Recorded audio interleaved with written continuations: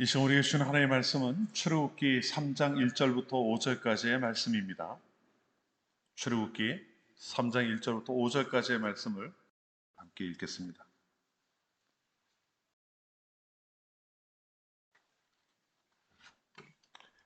한 절씩 교독합니다. 주신 말씀을 한 절씩 교독하겠습니다. 모세가 그 장인 미디안 제사장 이드로의 양 무리를 치더니 그 무리를 광야 서편으로 인도하여 하나님의 산 호렙에 이르매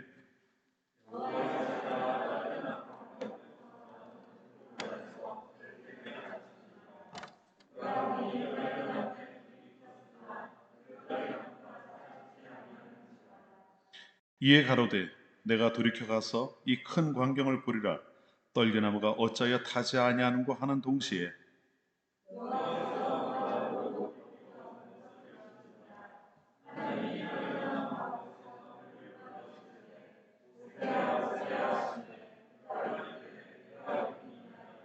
우리 함께 읽겠습니다.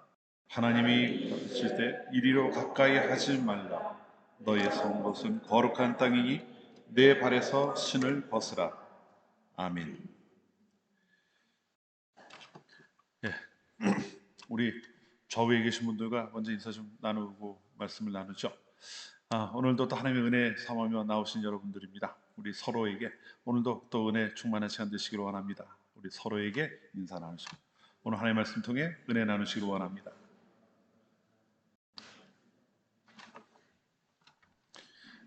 예, 오늘도 또 하나님 앞에 나오신 여러분 모두에게 하나님이 함께 하시는 또 베푸시는 은혜가 충만한 시간 되시기를 축원합니다.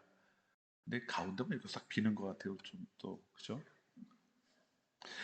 예, 오늘 우리가 읽은 말씀은 여호와의 산이라고 하죠. 하나님의 산입니다. 호렙산이라고도 하고 또 신의 산이라고도 하는 그러한 곳에서 하나님께서 모세를 부르시는 장면이 기록되어 있습니다. 불타는 떨기나무에 이제 하나님께서 임재하시고 그곳에 나타나셔서 모세를 부르셔 이스라엘 백성들을 애굽부터 인도해내게 하시는 그러한 일들을 이제 시작하시는 장면이 오늘 우리가 읽었던 말씀 가운데 이제 시작이 됩니다.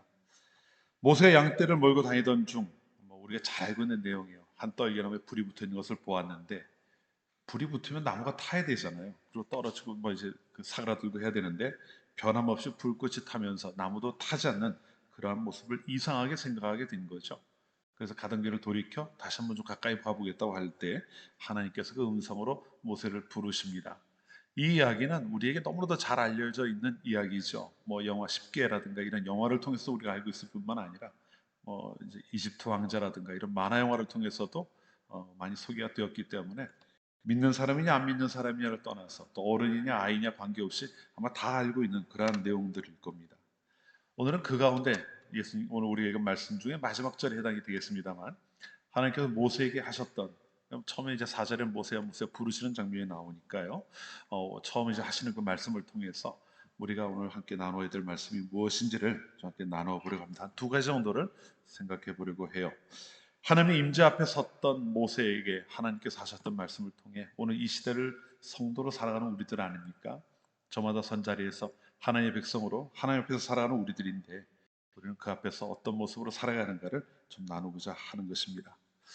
첫 번째는요. 오늘 하나님이 그 모세에게 하셨던 말씀 중에 처음에 하신 말씀이 무엇입니까? 사실 두 가지를 말씀을 하셔요. 하나는 가까이 하지 말라 하는 말씀이죠. 가까이 하지 말라. 두 번째는 발에서 신을 벗으라 하는 두 가지 내용이었습니다. 그중 첫 번째 이곳에 가까이 하지 말라고 하는 이 말씀을 좀 함께 생각해 볼게요. 가까이 하지 말라 이 말씀은요. 그 히브리어를 읽어보면은 어, 계속적인 금지를 의미하는 말이 아닙니다. 그러니까 너 이제부터 이곳에 절대 가까이 하면 안 돼. 이런 말이 아니라 단회적인 거예요. 이번에, 지금 이 순간 가까이 하지 말라. 이런 말씀입니다.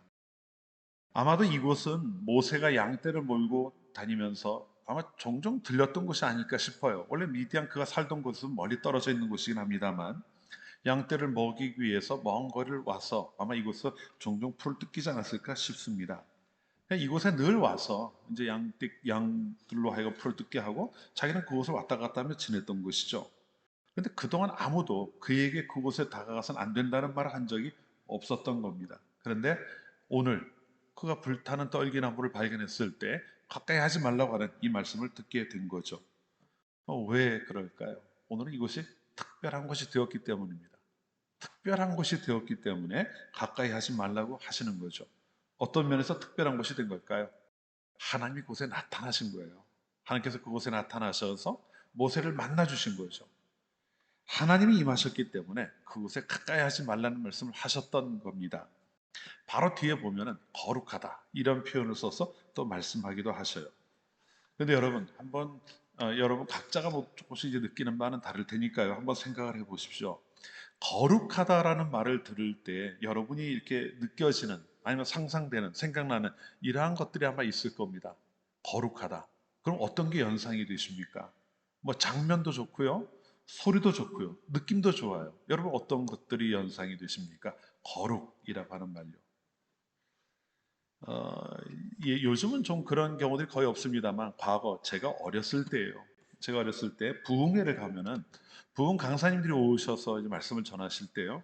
그 당시에 이제 실력 있는 부흥 강사 목사님들의 특징 중에 하나가 목소리가 약간 쉬어 있는 겁니다. 약간 쉰 목소리를 내셔요. 근데 그럴 수밖에 없는 게 매일 뭐 밤에 산에 가서 산기도 하시고 뭐 통성기도 하고 하시니까 목이 쉰 채로 풀리질 않으니까 그냥 굳어져 버리는 거라 이렇게 이야기를 하더군요. 그래서 이거를 홀리보이스다 이렇게 이야기를 했던 적이 있습니다. 어떤 소리인지 아실 거예요. 홀리보이스라고 이야기를 하는데요. 여러분 어떻습니까? 그게 홀리하게 느껴지십니까? 거룩한 음성처럼요?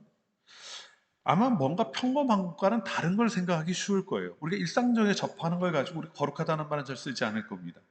뭔가 엄숙한 분위기가 있다든가, 뭔가 장엄한, 웅장한 뭐 이런 모습이 있다든가, 뭐 아니면 지극히 정결하다든가, 뭐 이런 걸 볼 때 우리가 거룩이라는 걸 연상하기가 훨씬 더 쉬워지죠.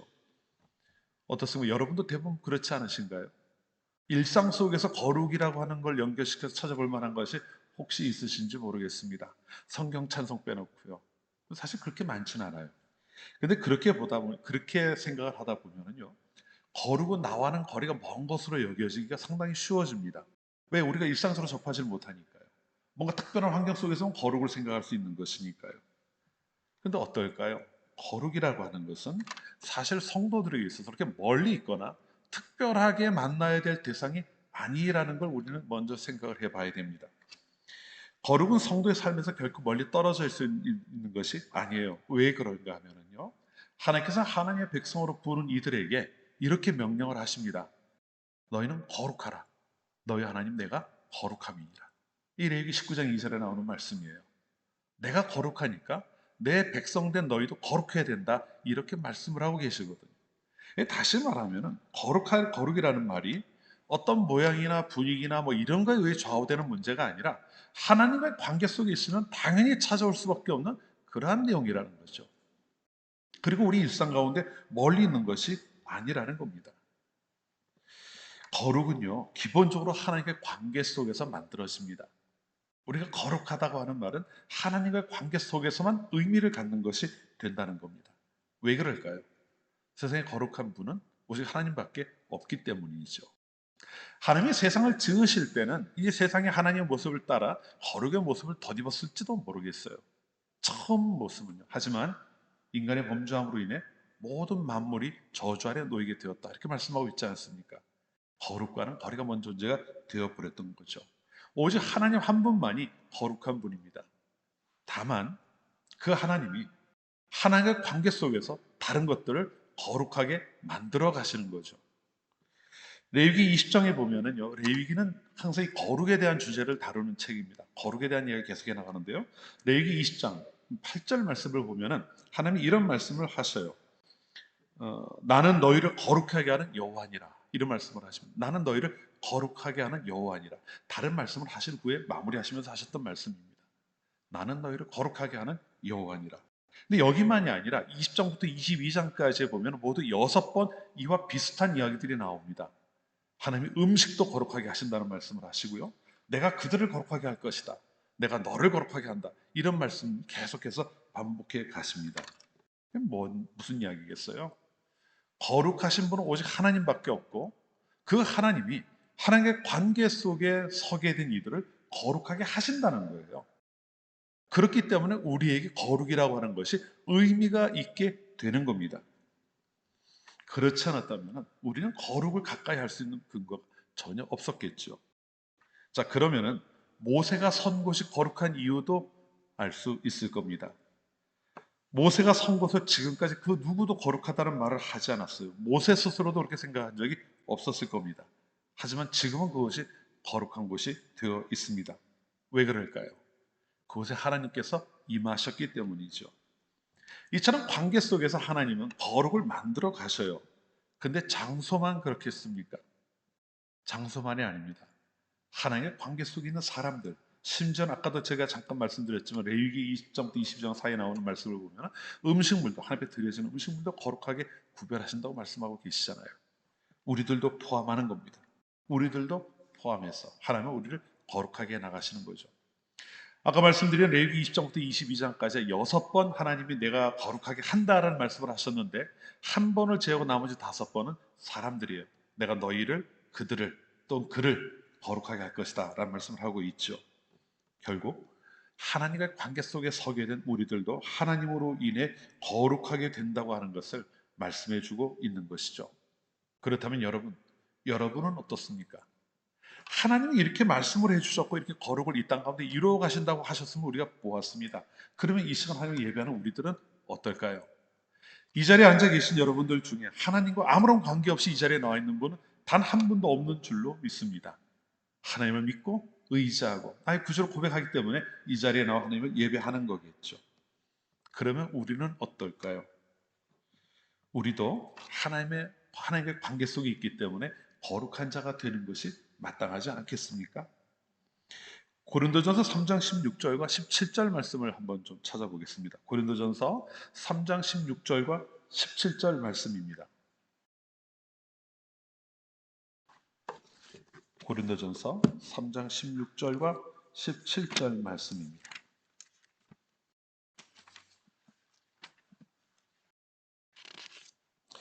두 절 말씀인데요. 우리 그냥 함께 한 목소리로 같이 읽겠습니다.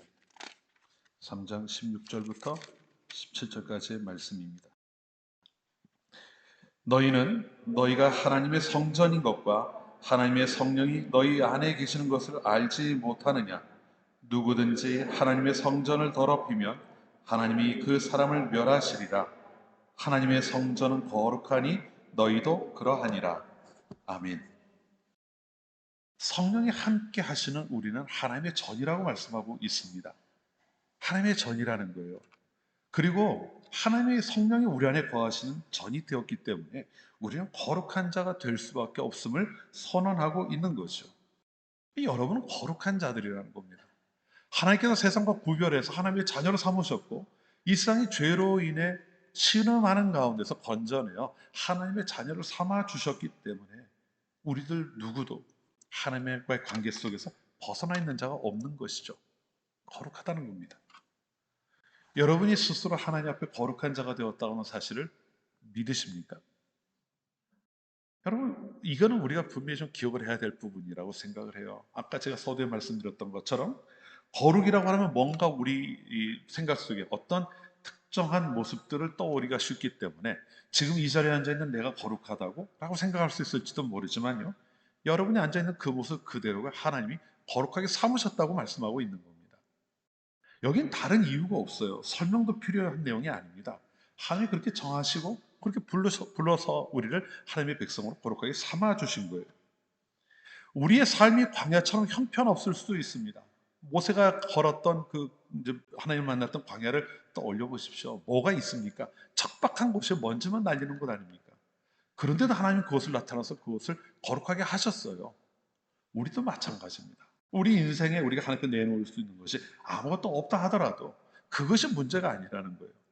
하나님께서 그런 우리를 찾아오셨고 만나 주신 것 아닙니까? 그리고 거기에 더 나아가 우리를 거룩하게 하셨다는 거예요. 여러분 그 사실이 우리 마음속에 온전히 고백이 되어야 됩니다. 믿어지고 고백이 되어야 되는 내용이라는 거예요. 여러분이 거룩한 존재임을 믿으십니까? 우리 한번 얘기해 보죠. 나는 거룩한 자입니다. 한번 같이 해볼까요? 나는 거룩한 자입니다. 하나님이 나를 거룩하게 하셨습니다. 같이 해봅시다. 하나님이 나를 거룩하게 하셨습니다. 자꾸 입으로 고백을 하는 게 필요해요. 입으로 시인하여 구원에 이른다고 말씀하지 않았습니까? 그렇기 때문에 베드로전서 2장 9절에서요. 너희는 거룩한 나라다. 자신 있게 이야기할 수 있는 겁니다. 이게 베드로가 능력이 있어서 거룩을 만드는 게 아니잖아요. 하나님의 약속하심 속에서 우리는 거룩한 자가 되었다는 거죠. 꼭 기억하십시오. 하나님의 거룩하심이 우리에게 전가됩니다. 우리에게 영향을 미친 거예요. 그리고 우리도 하나님의 모습을 닮아 거룩한 자가 된 것이죠. 어떨 때입니까? 우리가 성령 안에 있을 때입니다. 성령이 우리 안에 계실 때 우린 거룩한 자가 된다는 것이죠. 그렇기 때문에 성도들에게 있어서는요, 거룩을 이루어 나가고 하나님의 관계를 이루어가는 모든 과정 속에 성령의 내주하심이 반드시 필요한 겁니다. 성령이 우리 안에 계신다. 성령이 내 안에 계신다는 것이 우리가 매일의 삶 가운데 추구하고 사모하고 이루어가야 될 내용이 되어야 한다는 것이죠. 오늘 이 자리에 함께 하신 여러분들, 이 사실을 분명히 기억하시는 모두가 되시기를 바랍니다. 하나님이 우리를 불러주셔서 하나님의 자녀로 세우셨습니다. 성령을 은사로 우리에게 주셨고 성령이 우리 안에 함께 하십니다. 함께 하시는 성령님을 늘 고백하고 그분과 동행하는 삶을 살아나가는 것, 그것이 바로 이 땅 가운데 하나님의 백성으로 거룩하게 구별된 자로서 살아가는 길이라고 하는 사실을 잊지 않아야 하겠습니다. 여러분이 선 곳이 거룩한 겁니다. 예수 그리스도와 여러분과 함께 하시면, 성령이 여러분과 함께 하시면 여러분이 서신 그 자리가 거룩하게 된다는 거죠. 그 사실을 꼭 기억하고 매일의 삶 가운데 내가 어떤 존재인지를 다시 한번 확인하면서 하나님이 요구하신 거룩한 삶을 살아가는 성도님들이 되시기를 축원합니다. 자, 그러면은요, 하나님의 택하심을 받아 거룩함을 덧입게 된 우리들이라고 이야기를 했습니다. 그러면 그러한 자로서, 거룩함을 덧입은 자로서 해야 할, 살아갈 삶의 모습이 있지 않겠습니까? 5절 후반부에 나오는 내용을 좀 한번 같이 보죠. 너희 선 곳은 거룩한 땅이니 내 발에서 신을 벗으라. 너희 선 곳은 거룩한 땅이니 내 발에서 신을 벗으라. 이렇게 말씀하고 있어요. 하나님은 모세가 서 있는 그 자리가 거룩하다고 말씀을 하고 계십니다. 그러면서 발에서 신을 벗으라고 하시죠. 발에서 신을 벗으라 하는 이야기, 여러분 또 다른 곳에서 보신 적이 아마 있을 겁니다. 여호수아 5장을 보면은 이스라엘이 가나안을 향해 들어와서 이제 여리고성을 치러 가려고 할 때에 여호와의 군대 장관이 그들 앞에 나타납니다. 여호수아가 그를 만나 하나님의 여호와의 사자 군대 장관인 걸 알고 그 앞에 엎드리지요. 그때 여호와의 군대 장관이 같은 이야기를 합니다. 신을 벗으라, 내가 선 곳은 거룩하니라. 이런 이야기를 합니다. 이 거룩하다는 말과 신을 벗으라는 말이 이렇게 마치 대꾸를 이루는 것처럼 반복되어 나오고 있는 건데요.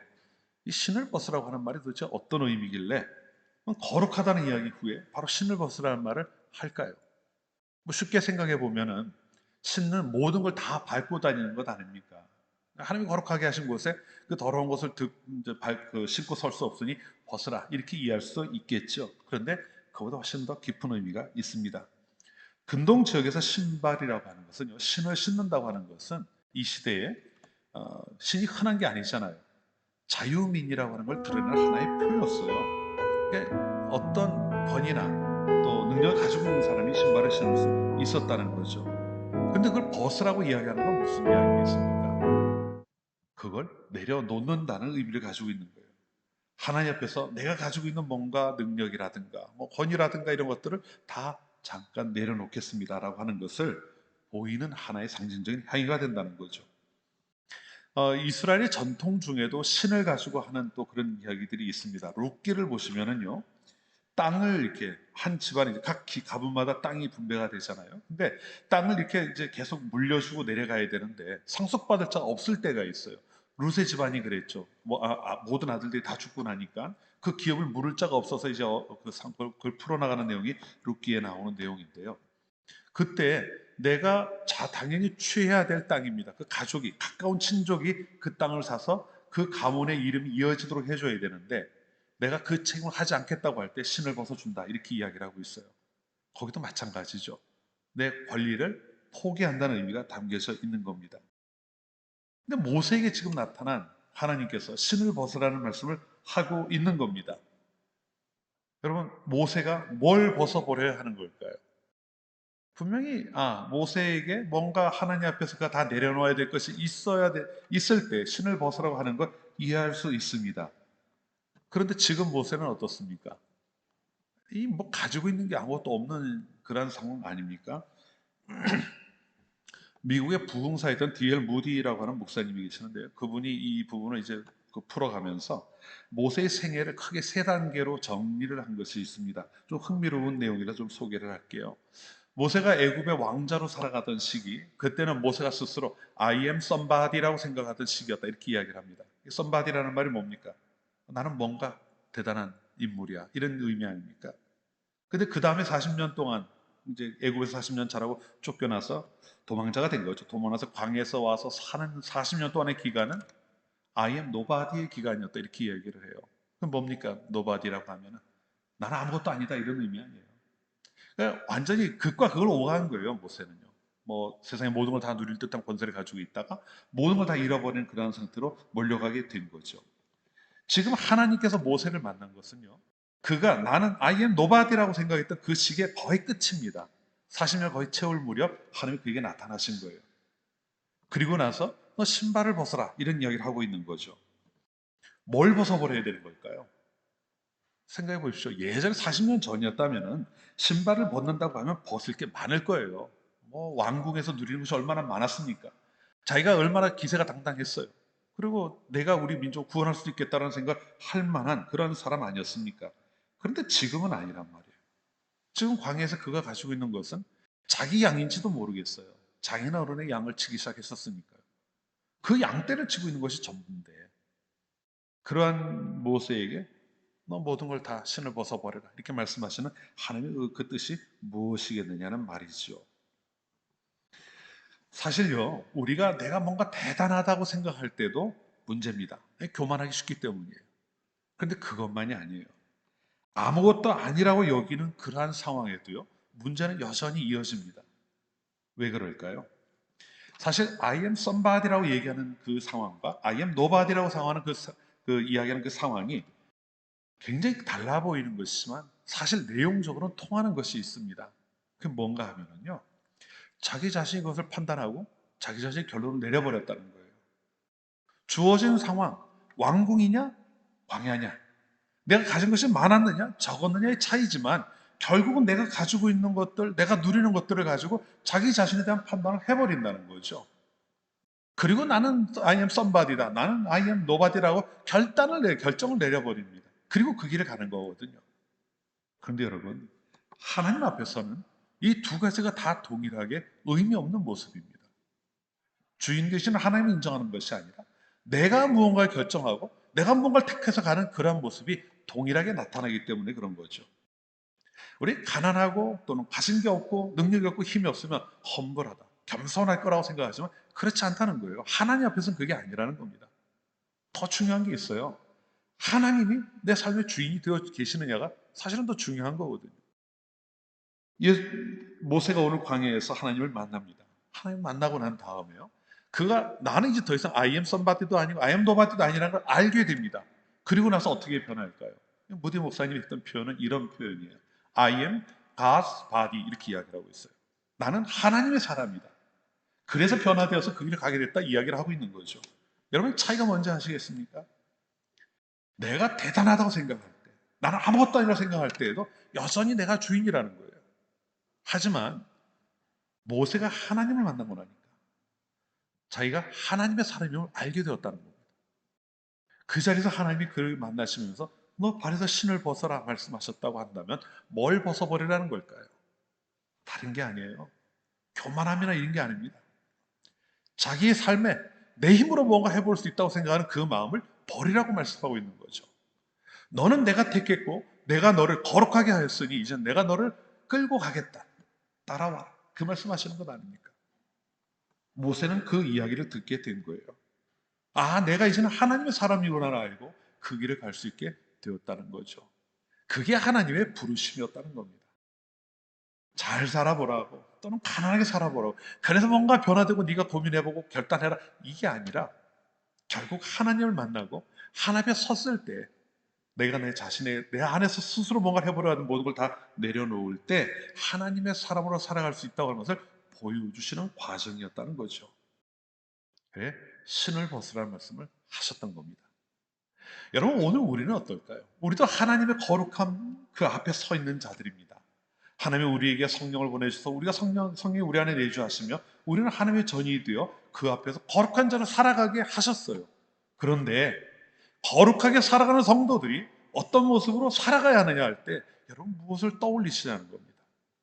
많은 성도들이요, 내가 가져왔던 경험 속에서 하나님이 이렇게 하시면 좋아하게 하시겠지라고 하는 걸 따라갑니다. 그런데 그건요, 여전히 I am somebody 아니면 I am nobody 상태에 있는 걸 거예요. 그걸 내려놔 보는 겁니다. 내가 무엇을 하려고 하는 것이 아니라, 내 생각이 무엇이 아니라 하나님께서 나에게 보여주시고 말씀하시는 것을 따라가겠다고 하는 전적인 의탁한 자세가 필요하다는 거죠. 우리가 교회를 세워나가고 가정을 세워나가고 학업을 해나갑니다. 많은 일들을 해나가는데요, 여러분의 마음속에 정말 많은 것들이 계획을 잡고 있을 겁니다. 그리고 그 안에 어떤 한 부분을 떼어서 하나님께 이러한 것을 해야 되겠다고 나름대로 결단하고 가고 있을 겁니다. 근데 하나님이 그 정도로 만족하실까요? 아니에요. 하나님은 네가 나의 것이 되기를 원한다는 말씀을 항상 하고 계십니다. 하나님, 제 시간 하루에 이 정도를 하나님께 드려보겠습니다. 이걸 기대하시는 것이 아니라 그냥 통째로 너를 다 나에게 달라고 말씀하고 계시는 거죠. 그러면 내가 끌고 갈 거다. 하늘의 거룩함 앞에 섰습니다. 모세가요. 그 하나님을 마주하는 그 자리에서 그가 느꼈던 경외감이 얼마나 컸을까요? 그런데 하나님이 그에게 말씀하신 것은 딱 하나예요. 신을 벗어라. 이제는 내가 너를 주장할 거다. 그리고 그 부르심에 응답한 겁니다. 그리고 남은 40년을 살아가게 된 거죠. 사랑하는 성도 여러분, 하나님 우리를 그와 같이 부르셔요. 하나님께서 원하시는 그 자리에 우리가 서기까지 하나님은 우리를 만들어 가시고 하나님께서 우리를 당신 앞에 세우십니다. 우리를 불러 하나님의 거룩하심을 덧입어 살아가게 하셨고 결국 그걸 통해서 하나님의 사람을 만들어 가시는 거죠. 여러분은 하나님 앞에서 어떻게 응답하시겠습니까? 너의 발에 신을 벗으라고 할 때 여러분은 무엇을 하나님 앞에서 벗어나야 될까요? 우리가 함께 고민해야 될 부분이 아니겠습니까? 내가 지금 고집하고 있는 것, 내가 지금 하나님 앞에서 하나님 이거는 제가 좀 해봐야 되겠습니다라고 고집하는 것이 혹시 있지 않은지 말이죠. 하나님이 거룩하시니 우리도 거룩해야 합니다. 그 하나님을 닮아가야 하겠죠. 그런데요, 하나님을 닮아가는 그 과정에서 나의 모습을 비워내고 하나님의 뜻을 내 안에 담는 과정이 꼭 필요하다는 사실을 잊지 않으시길 바랍니다. 성령 충만한 삶을 살아야 한다고 말씀드렸죠. 성령 충만하여서 하나님께서 나에게 원하신 것이 무엇인지를 바르게 분별하고 그 말씀하신 바에 따라 결단하고 나설 수 있는 그러한 성도들이 되어야만 합니다. 그럴 때 하나님께서 모세를 통해 이스라엘 구원이라는 큰 역사를 이루셨던 것처럼 하나님께서 여러분들을 통해 여러분 각자의 삶을 통해서 이 상황에 하나님께서 계획하신 일들을 온전히 이루어 가시게 될 겁니다. 모쪼록 그러한 하나님의 인도하신 가운데 항상 온전하게 또 순전한 마음으로 응답하고 나오는 모두가 되시기를, 그래서 모세처럼 하나님의 정하신 뜻에서 하나님의 사람이 되어 그 뜻을 이루며 살아가는 모두가 되시기를 주님의 이름으로 축원합니다. 기도합시다. 하나님 아버지, 저희를 택하시고 거룩하게 여겨주심을 감사합니다. 하나님의 전적인 은혜로 거룩의 자리에 섰습니다. 저희가 살아가는 그 자리가 하나님께서 구별하신 거룩의 자리임을 잊지 않게 하옵소서. 하나님이 부르신 그 자리에서 저희의 고집이나 저희의 욕심이나 모든 것들 벗어놓게 하시고 거룩한 우리 하나님 앞에 선자답게 하나님을 인정하며 하나님의 뜻을 온전히 따르는 성도들이 되게 하여 주옵소서. 그래서 하나님의 사람으로 이 세상에서 하나님께서 기뻐하시는 뜻을 매 순간 행하며 살아가는 그러한 성도들이 되게 하여 주옵소서. 예수님 이름으로 기도합니다. 아멘.